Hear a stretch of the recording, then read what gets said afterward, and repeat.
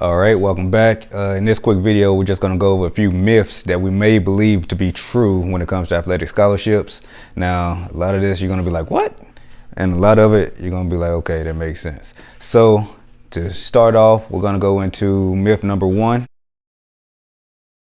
There's no such thing as a full ride 4-year scholarship. Now, scholarships at the Division I and Division II level are 1-year renewable term contracts. Division I can guarantee you more than 1 year, but that's a case-by-case basis, so I will speak to your coach about that.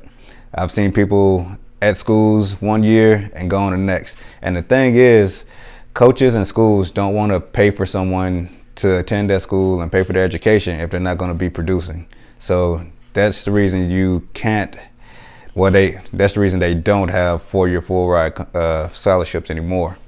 So with that being said, we're going to move on to the next myth. Myth number 2, you can believe everything that a coach tells you within the recruiting process. Now, that's a case-by-case basis as well. Now, you can't believe everything they say because a coach is going to tell a lot of players the same thing, and they do this just to cover their tails. So they don't want to miss out on anyone, but they want to cast a wide net as well. So they have to do that in case in case you change your mind, you decommit, and you want to go somewhere else, they have to have someone else on backup ready to go.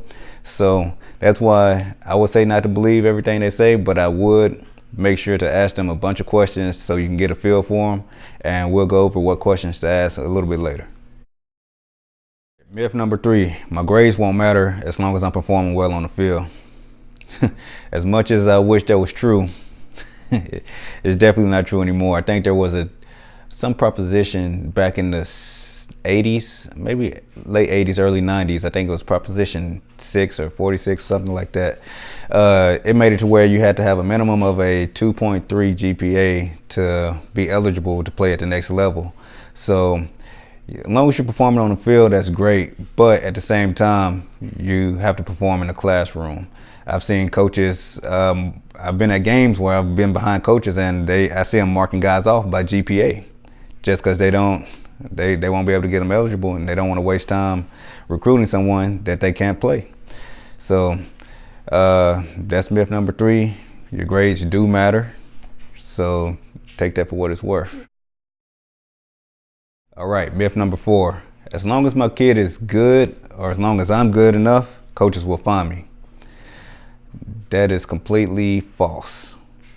I know that's what they painted it for us to believe. That's how they painted it for us to believe. But at the end of the day, it's only 1% of people who actually get picked up that way. A lot of other people, they have to do a lot of recruiting themselves, and hence that's why I came up with the scholarship offer system. I was one of those people.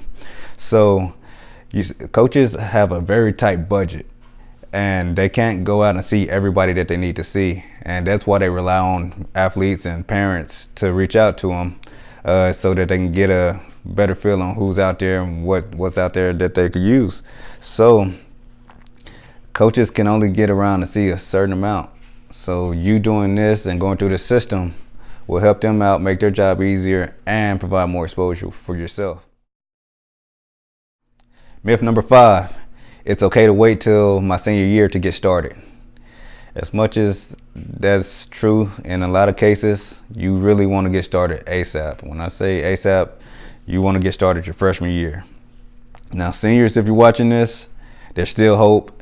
Don't worry. That's why I say you can get exposure and get on radar. That's why I say you can get exposure and get on radars within 30 days or less.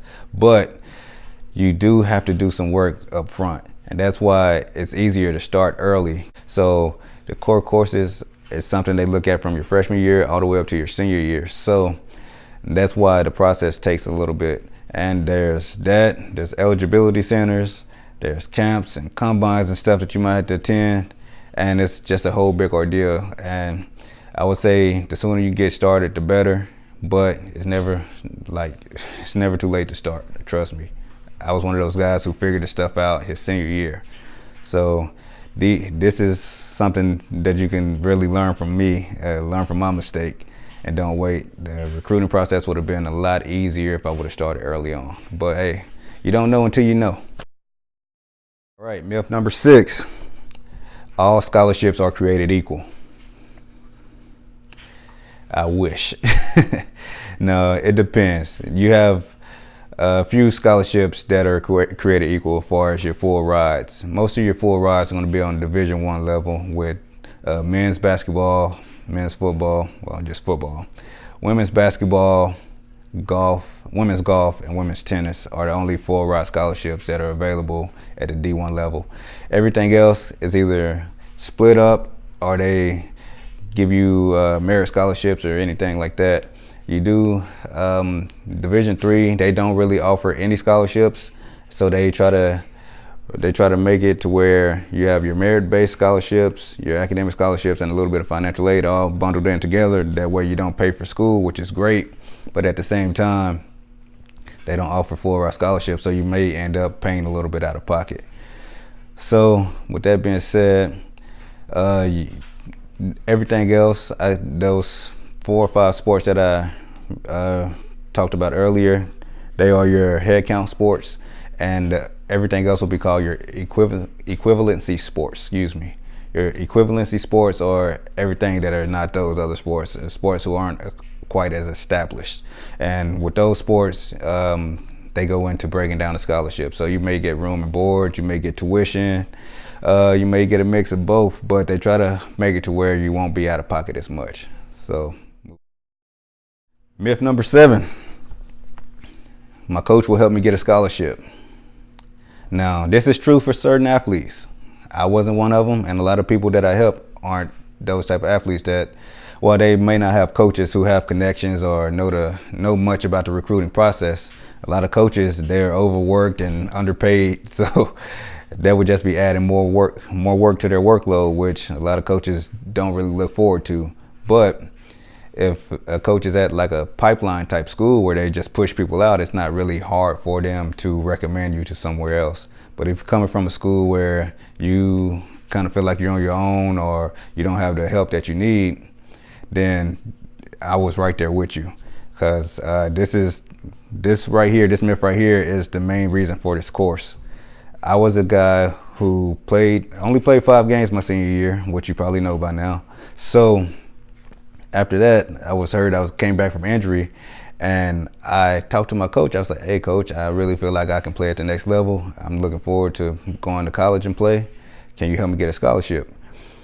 He looked me in my eyes and he told me, "That's not my job. It's not our job to get you a scholarship. If you didn't perform well enough on the field, then that's on you." So that led me to where we are today. So I had to figure all this stuff out. That was the determining factor for me to show me no one's going to work as hard for me as I will myself. So just keep that in mind. Myth number 8, only the big money sports get scholarships. As true as that may sound, almost every sport can have scholarships, especially these days. Now, the way the scholarship is structured, that's a different story. But your big money sports are all going to be your full ride sports, and those are the head count sports that I referred to earlier. So with that being said, you can get scholarships in sports that aren't football, basketball, tennis, and golf. So just keep that in mind. And last but not least, myth number 9, coaches don't want to hear from high school athletes. This is completely false.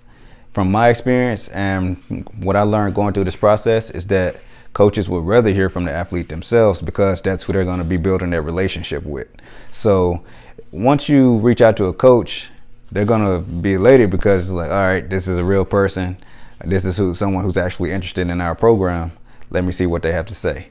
And I've seen several accounts where people work with recruiting services and these big name services that they just blast out a bunch of emails to coaches and this and that, but I've seen coaches just ignore it.